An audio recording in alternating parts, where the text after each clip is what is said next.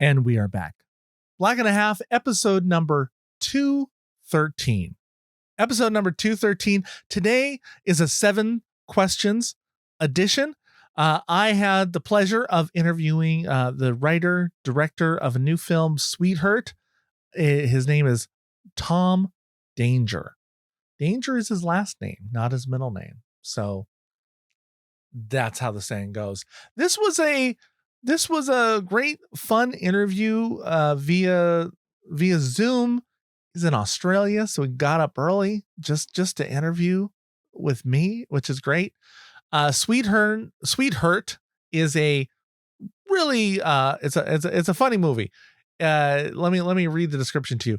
In this hilarious and heartfelt look at love and heartbreak as a young adult, Sweethurt follows Jacob, who embarks on a road trip to a small beachside town with his 2 best friends, Mike and Drew, as well as his sociopath sister, Abby, for what promises to be a fun weekend of going through their newly deceased grandfather's stuff.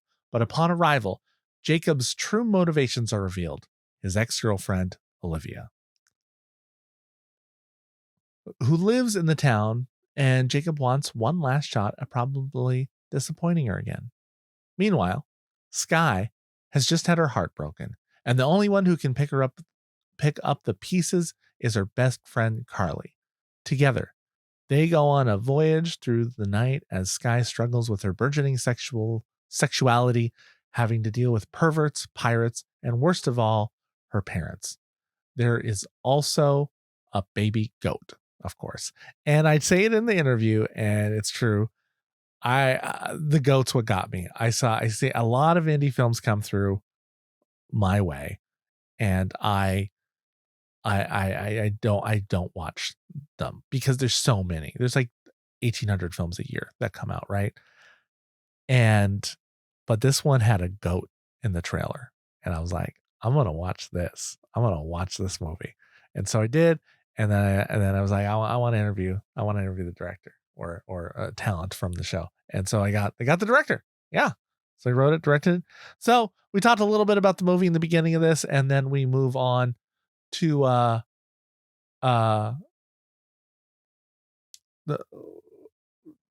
then we move on to the 7 questions. Okay. So that's what we do. There you go. That's it. Yeah. And but hey, big shout out to our Patreon supporters. If you want to become a supporter of the show for just as little as $1 a month, you can go to patreon.com/blackandahalf. And and for as little as $1 a month, or you can upgrade like our inner circle members, like Tara Widener, Stephen Ward, Keith Nagel. Be one of them, stepping up. Or you can just become a member of the League of Extraordinary Listeners for just $1. You can do that. You can also check out my other podcast, movie. If you're looking for movie reviews strictly, I mean, you can go to blackandhalf.com website, or you can go to the new show, You're Watching a Movie.com. You're watching a movie with Silas Lindenstein. Go there and read reviews. Also, I'm putting up video and podcast over there. That's another podcast. You're Watching a Movie with Silas Lindenstein. Look that up where you're listening to this. You can also check out my other podcast. There's 3 going on now. You can, if you want to learn all about the process of buying a home, or you know somebody who does, share my other podcast, You're Buying a Home with Silas Lindenstein. Do you see how that brands together with synergy? And people watch movies in their home, and they listen to the movies because they listened to Black and a Half and heard about it there. That's how it all works. Sweethurt is available now on digital, all platforms. You can download it there, buy it, download it, rent it, whatnot. So please do that. In the meantime, I want you to put your hands together. I don't know why I said that. Like, but you're just gonna clap because put your hands together. No, but I want you to open your hearts and open your ear holes and listen to episode number 213. 7 questions with Tom Danger.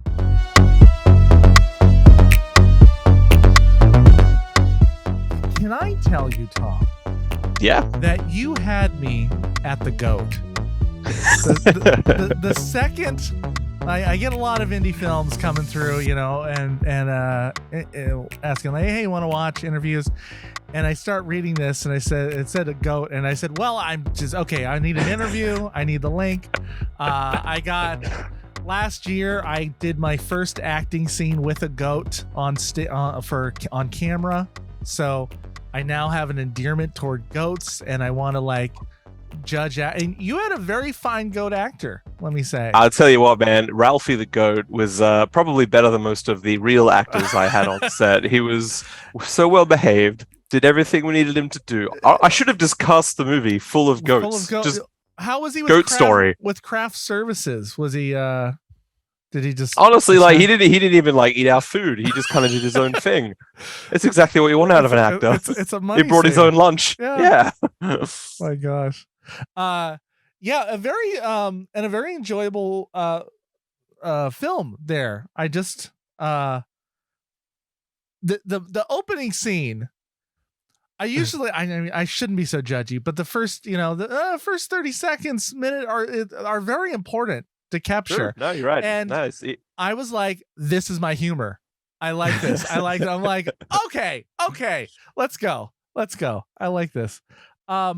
Is this, now I didn't get to read the background of this particular story, and you were the writer and director, or co-writer? Yes, that is correct. Co-writer? Is that? Yes, so okay. I co-wrote it with my my often called hetero life mate, Logan Webster. He and I are best buddies. We go way back. Okay.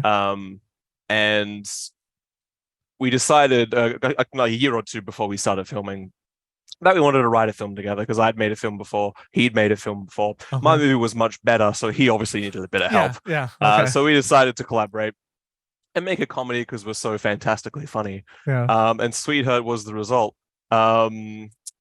I've always been somewhat of an egomaniac, so when it came to who was going to direct, it was of course going to be me. But he took the consolation prize of being one of the supporting characters. Yeah. So Okay. Yeah. And what was this inspired by true events, or? So it's not so much inspired by true events, but it's more inspired by true emotions. Silas. Okay. Yeah, no, the narrative itself has no real basis in reality, but I think we've all gone through a messy breakup or two, or a breakup where we thought maybe in the moment we weren't sure if it was the right thing to do. Mm-hmm. While you're in the relationship, you don't know if it's the right thing, and when the relationship is over, you're not sure if ending it was the right thing to do. And I think that taps into somewhat of a very universal experience that I think most people will go through at least at one point in their lives. And when people go through it, they're probably going to be a young adult. So it kind of made sense to put those two things together to make a young adult comedy all about heartbreak and being so uncertain. And I think that I hadn't really seen a lot of young adult comedies that really dealt with, I guess you should call it existential dread. And just all the feelings that come along, with the relationship, both the good and the bad. Right. Because one of the things that I really like about Sweethurt is the fact that it follows Jacob, our main character, and his doomed efforts to kind of reignite the spark that was once there. Right. And we never really see what it was like when he was with Olivia. It's just kind of this vague, abstract notion in his head that it was better when he was with her. Right.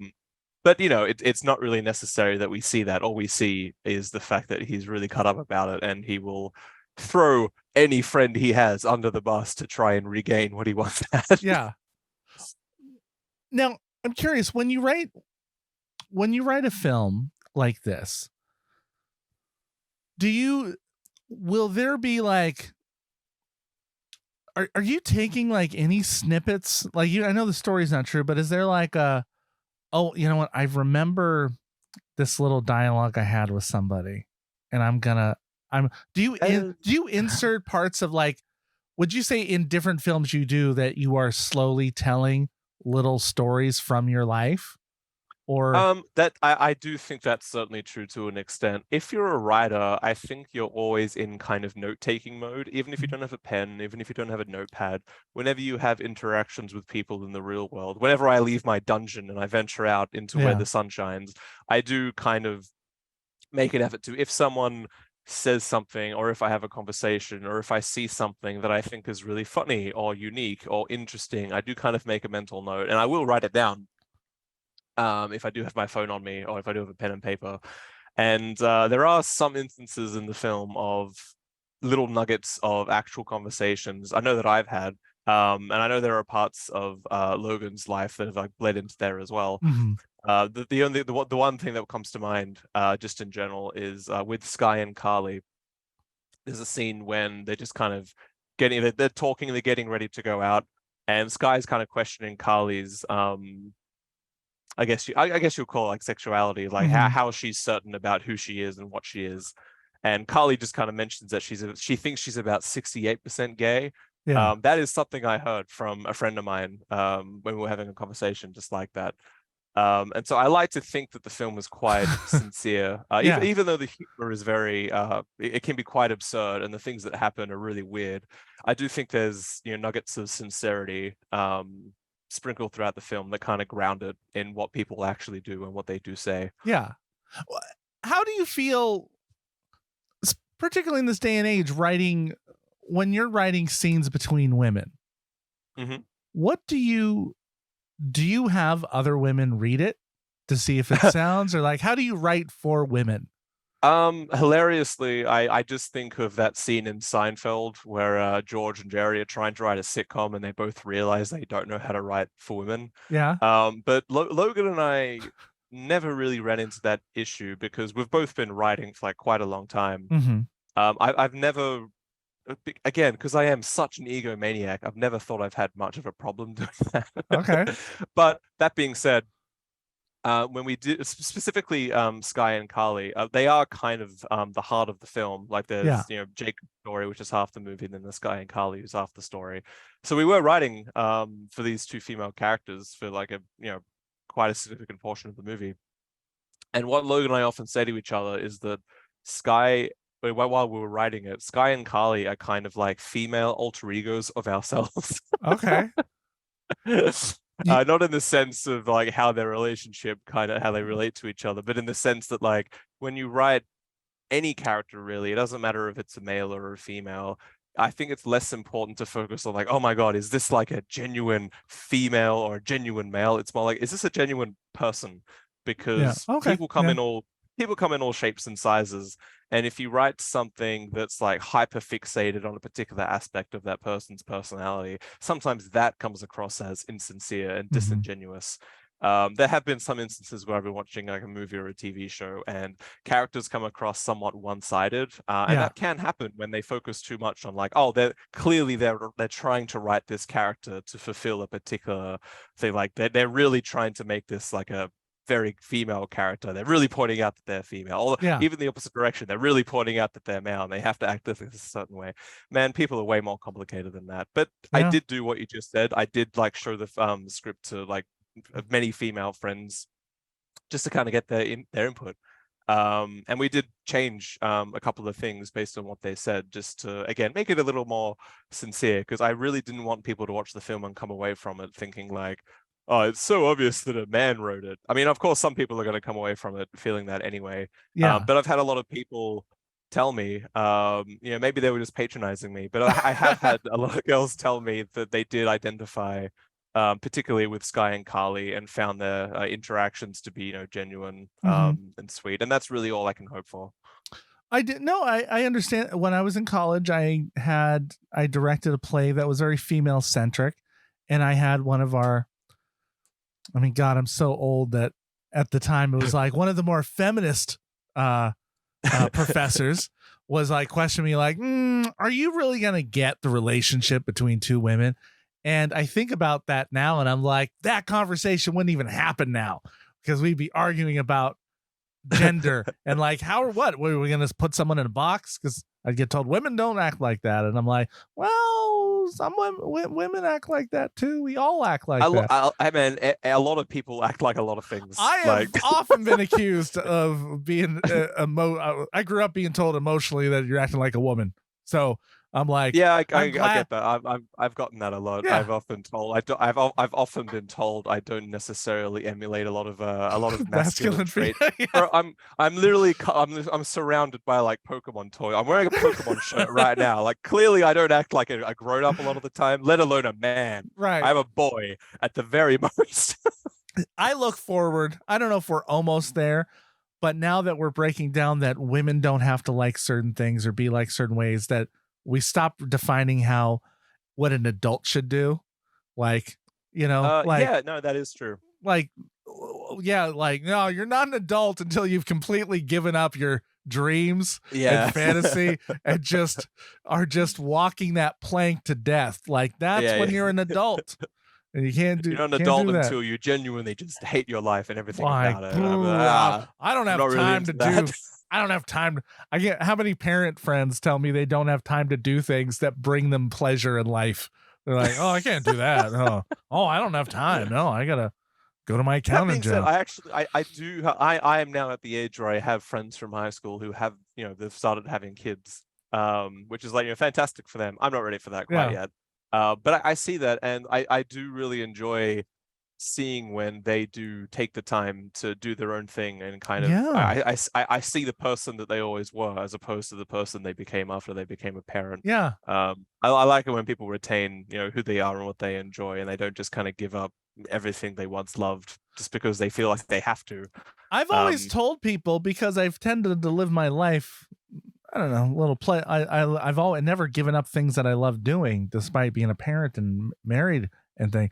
I've told people, look, everyone watches those movies, and the movie's always, no one's ever the sad in a movie that they didn't spend more time in their business. The movies are always about, oh, I should have spent enjoying myself and be with my family. And I've been living my life at the end of the movie the whole time. So, hey, so I don't know if you got a preview of what I do here. The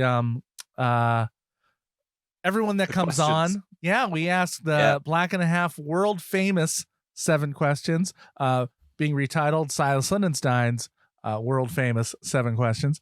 Very good. So I ask people those each episode. So in the first time you're on, so if you're ready, here we can go. Born ready. Okay. I think. Number 1, what are you most nerdy about? Nerdy about? Oh man, that's not even a fucking question. Pokemon. By far, Pokemon. I mean, look, there's a lot of things that I love that I really get into, and maybe I know a bit too much about particular subjects. But Pokemon, it really goes above and beyond, man. Like every time, I feel like I'm in a perpetual state of excitement because the Game Freak just kind of keeps a steady flow of Pokemon games coming throughout the years. And it's guaranteed that when those games drop, like I'm taking the day off. I don't pre-order any games except Pokemon. A lot of people will tell me, Tom, why do you do that? That's why the games are unfinished when they come out, because they know people that are just going to buy it. And I'm like, yeah, I know, but I'm still going to do it.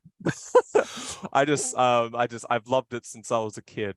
And maybe there was a point where I really thought I would grow out of it, and I simply just did not. I don't know why. What are you gonna do? Do you like the trading card game, video game? Is there any aspect you're not into? I mean, look, when I was a kid, I loved the card game. I should say I loved the cards. I never really learned how to play the game. I just like the pictures of the cards. And I think a lot of people had that experience as well. But the games, I've just, I've played them endlessly. They're kind of my safe, comfortable, happy place.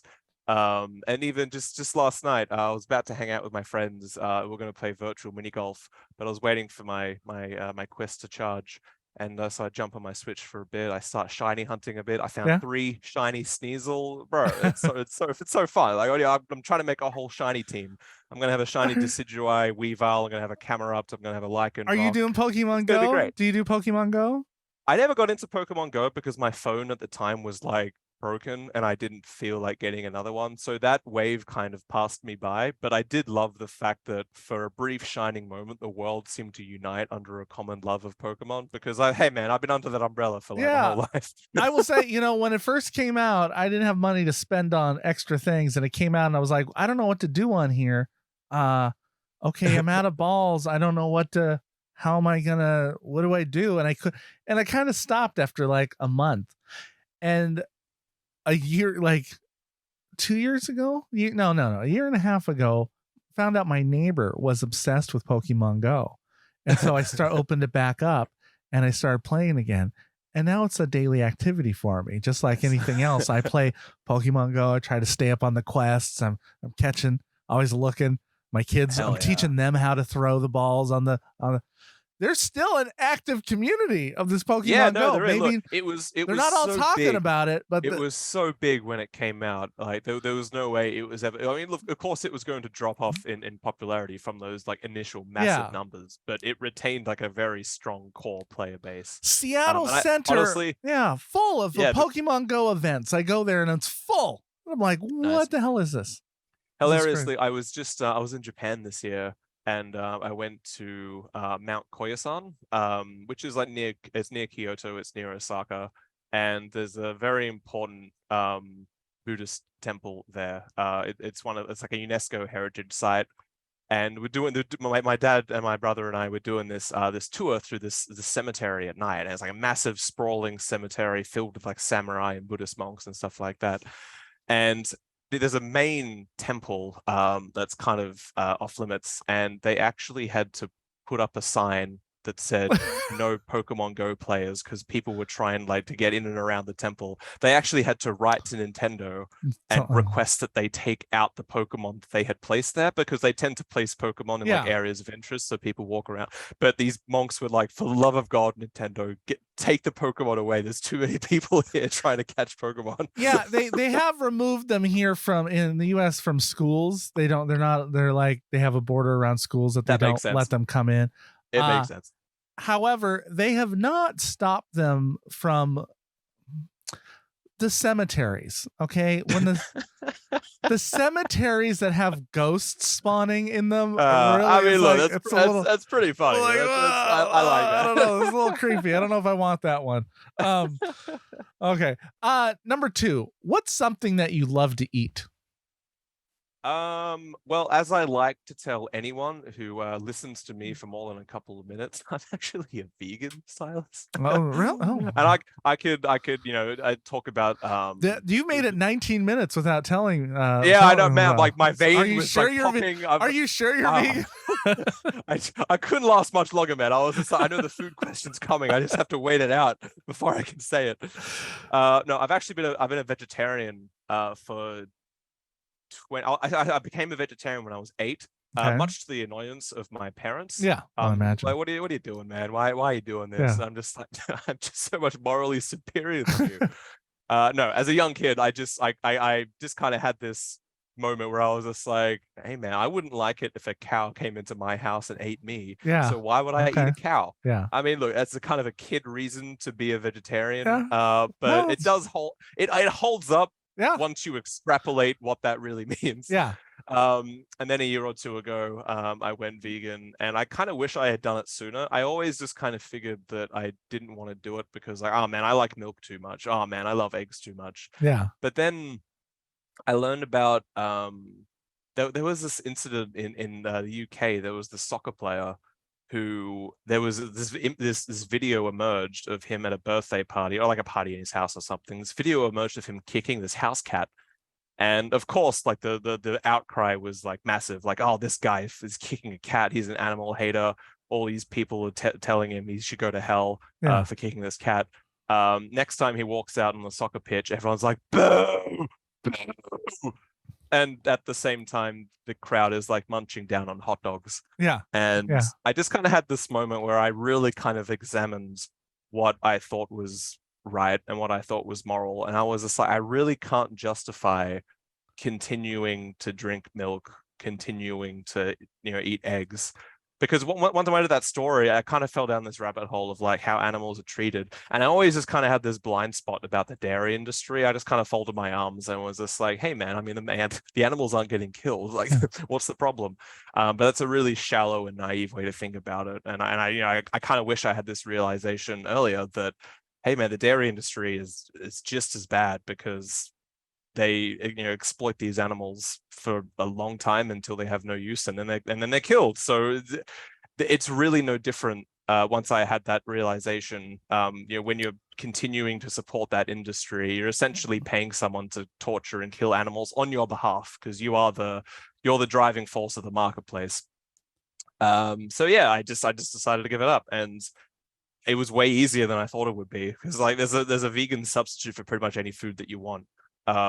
So in answer to your question, I eat anything I want, and my favorite thing is probably this burger that I've been having for like 20 years. It's like this Australian brand vegan burger, which is just it's like crumbed. Oh man, it's so good. When I was a kid and I had this burger, I was just like, hey, I'll just eat this forever. This is awesome. But now I also have some regular meals in rotation that I'm having like all the time. I have this vegan mac and cheese that I make out of pumpkin and cashew nuts. Makes this really nice like cheesy kind of sauce. Man, it's so good. It's so good. Do you eat Vegemite? No, I hate Vegemite, and I hate the fact that it's like an Australian staple. So how I said before, like there's some things where I'm just like I don't feel like I'm very masculine. I don't think I'm very Australian in a lot of ways because like most Australians love meat, they love beer, they love Vegemite, they love sport. I hate all of those things. And like I've never really identified with a lot of the things that Australians consider quite like quintessential to our identity and culture. So I've always just kind of felt like I didn't quite fit into that Australian mold that a lot of people like to think about. No beer, no meat, no colonialism. Like what? Hey, man! Like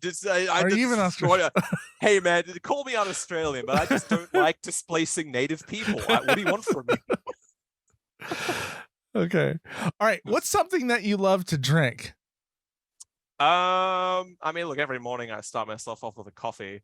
But I should say that until about a year or two ago, I drank apple juice like a fiend, man. I was into apple juice so hard since I was a kid.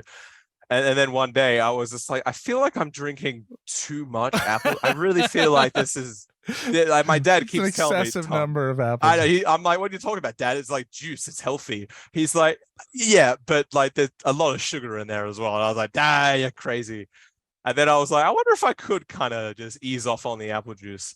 And now I drink primarily water. And if I feel like if a drop of apple juice touches my lip, it'll be that part in The Simpsons where Barney has alcohol for the first time after a while. He's like, it begins. All right. Number 4, what kind of music do you love? Oh man, what a loaded question. All right. So when I was growing up, I was really into like 70s and 80s classic rock. Give me your Alice Cooper, give me a David Bowie, give me a Kiss, Led Zeppelin. Hold on, Iron did you Maiden. call it classic rock when you were growing up? Look, when I was like 10, 11 is when I started developing like my own taste. You thought of it as classic rock at that point? I mean, look, because it was the music. How old I am? That when you were a kid, it was classic. Hey man, it was the music my dad listened to. That by default made it classic rock. Okay. And then, 30 years before, like 20 years before you're born, I think like that's kind of the basis you can call it like classic. And I was born in 92, so I'm listening to the stuff from the 70s. That's classic to me. Okay. All right. But I reserve the right to act as you just did when like my kids or kids like in 10, 20 years from now refer to music from the 90s as classic rock. I'll be like, shut up, you don't know what you're talking about. So yeah, that was my jam, as well as the stuff that was popular when I was growing up, stuff like Blink-182 and Third Eye Blind. That kind of music, that late 90s, early 2000s stuff, really bled into Sweethurt. That's like one of the movie's like core principles. I wanted to have that soundtrack that made you feel like you were in the late 90s, early 2000s, because a lot of the movies from that era that I really loved growing up, things like American Pie and Chasing Amy and like Empire Records, all of them had this like awesome goddamn soundtrack Oh, that really soundtracks was the used to music be for the the time. jam. Yeah, Before, and I really wanted that. I yeah. really wanted that for Sweethurt. And I think I've done that.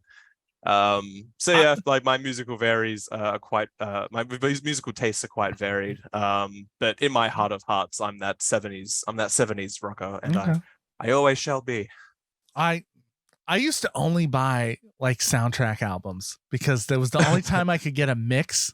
Like Yeah, no, like that makes does you got sense. a mix of songs, so it was always different listening to it now, without the radio. I love that. Number 5.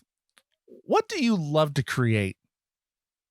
Oh, geez. I mean, look, obviously, movies is probably the easy answer. I wouldn't say I love every step of the process because it's so long and it's so arduous, and sometimes it's quite thankless. A lot of the time you put so much time, effort, and love into a thing, and then sometimes it feels like no one really cares. Yeah. I didn't get any sort of support or funding from any sort of studio or from Screen Australia, any sort of organization that kind of helps, make films or independent films or anything. Yeah. I didn't get any help from anyone, man. And it wasn't for lack of trying, man. Like I reached out in pre-production, during production, and then post-production, trying to find any sort of support, financial or otherwise, and I just got nothing. So a lot of the time, it felt like I was kind of, swimming against the current. That being said, now that it is finished and I am getting distribution in the United States and Canada, I do feel like justified and validated in like fighting for it for so long and then making sure that it actually happens. Yeah. Would have been easy to give up at particular points, but I put too much of my own money and I'm way too stubborn and egotistical to like say that I was wrong. So I just had to finish it. Aside from movies, right now I'm writing a book that I've been writing for a couple of years now. It's been hard finishing it, like whilst simultaneously working full time and also finishing Sweethurt, which in and of itself is somewhat of a full time job. Mm-hmm. But any kind of spare moment I get, if I'm not shiny hunting Pokemon, I'll be working on my book and trying to get that done. And I finished the first draft 2 years ago, and since then I've been like doing the second draft, and I'll probably finish the first draft in a couple of weeks. Like I'm very close to the end. I just keep having to go back and like re-edit certain segments and make sure things are like coherent and cohesive. And once I finish that, man, maybe one more pass. I don't imagine I hope it doesn't take that long again. I want to try and get published, man. I'd love to walk into a bookstore one day and see my own book there. Because if you see a book that's written by Tom Danger, I feel like a lot of people are going to be like, "That's an intriguing author name." Better be a spy novel. Yeah, What? well, no, it's a how do I make it as vague as possible while also giving you a good it's a um action thriller historical fantasy novel. Yeah, I'll go with that. I mean, would you say it is story that you loved creating? Is that why it's you can go Yeah, from book to film? absolutely. It's really Look, this I'm not sure how relevant this is, but when I was younger, one of the books, one of my favorite books was actually it was Michael Jackson's autobiography. It was called Moonwalk. He probably didn't write. He probably had a ghostwriter or something. But literally the first page, he said like one of the first lines I think is like, "I always wanted to be a storyteller." And he kind of uses that as a jumping off point of using like song and dance to kind of tell stories. And that always stuck with me. Just someone wanting, rather than like nailing yourself down to a particular occupation or thing you do, just under the umbrella of storyteller. I felt like I felt like that really spoke to me. Yeah. So yeah, you could definitely say that. I just really like telling stories. All right. Number 6. What's a game you love to play?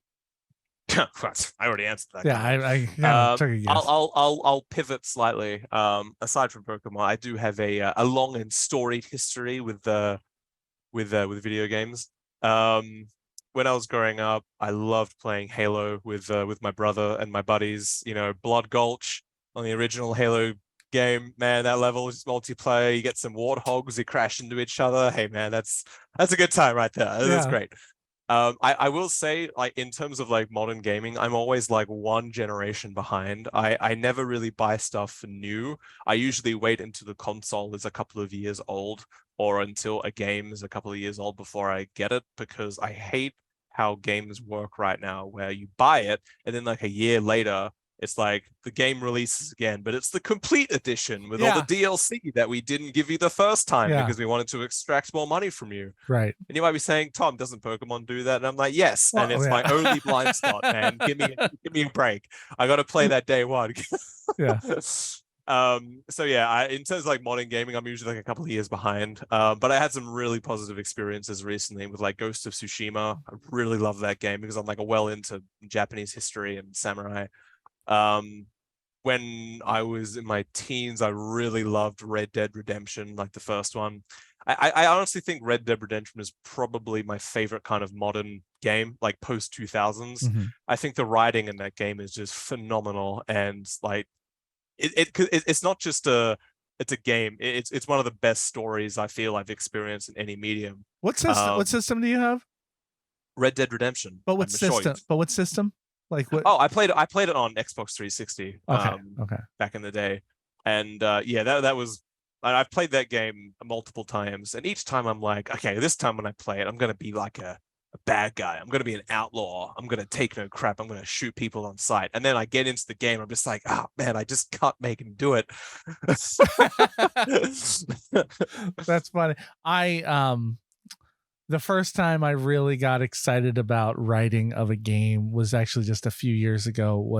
It's a PS4 PlayStation exclusive, was Horizon Zero Dawn. Oh, I love Horizon. Oh man, like that when I bought this PS4, when I moved into this place with my girlfriend, we needed like a Blu-ray player for a TV and everything. I was like, oh, I'll get a PlayStation 4 and then I can play all the games I haven't played. So I picked up like Horizon. Yeah. I picked up Red Dead 2. I picked up Spider-Man. I picked up Arkham Knight. Yeah. Like all these games that I'd kind of been waiting to play. And Horizon was one of those ones where like I didn't have a history with the franchise or anything like that because it was a new game. One, I was like robot dinosaurs. Like that speaks to like the Power Rangers fan in me. I'll pick that up. Man, that game was awesome. I loved it so much. I tell people about that I was playing it for a while going, oh, this is kind of cool. This is cool. And I was like, oh, yeah. And I hit a point in it that I thought like, oh, I'm coming to the end of the game. Okay. And it was like this, like game's barely started, man. Like, what? It's barely started. What is going on? The map was so much larger than I thought. Yeah, no, because like I'm still very much stuck in like the 2000s era of gaming. So whenever I play like a modern game, I do kind of surprise myself with how big they are in scope and how much you can do. And Horizon was definitely one of those games. And a lot of the time, I don't really get into games that have like, really in-depth like crafting systems and like armor where you get to up like your defense by 1 point by using this one herb on this one moving. But there's something about Horizon, man, I really got into it. And I sunk like well over like 150 hours into that game. Yeah. Before I moved on to the next one I had lined up. Nah, man, Horizon, right on. Love it.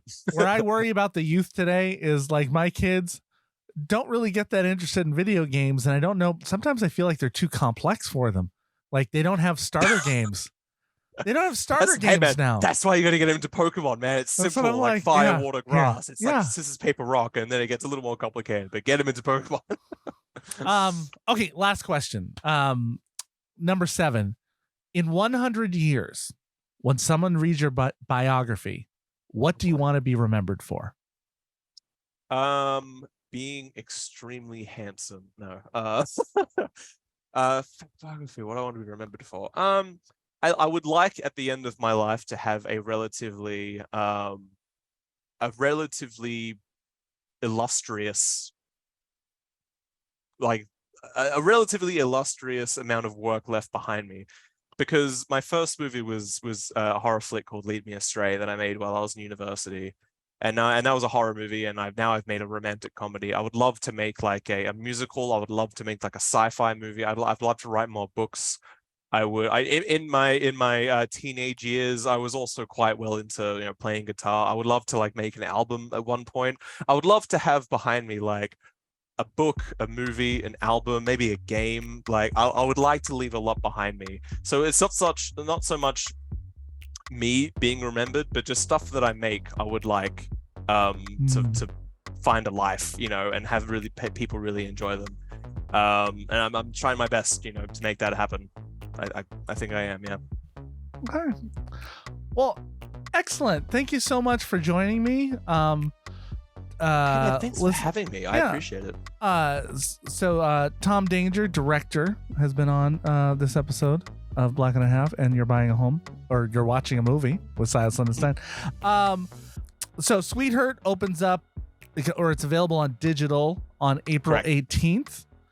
So if you're listening to that from at that moment on, you will be. I just looked at the date. You will be listening to this. So it's on digital now. Check it out. Very funny movie. And it's got a goat.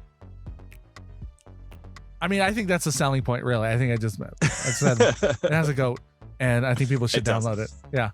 If you want to redo your poster, you can just shout out to me, okay? Because where it's just a goat. I don't know why I put any of the actors on a poster. Look, the goat is on there. I should have just made it a large picture of the goat. Stupid me. Thank you so much for coming on. Black and a Half. Thanks so much. Appreciate it.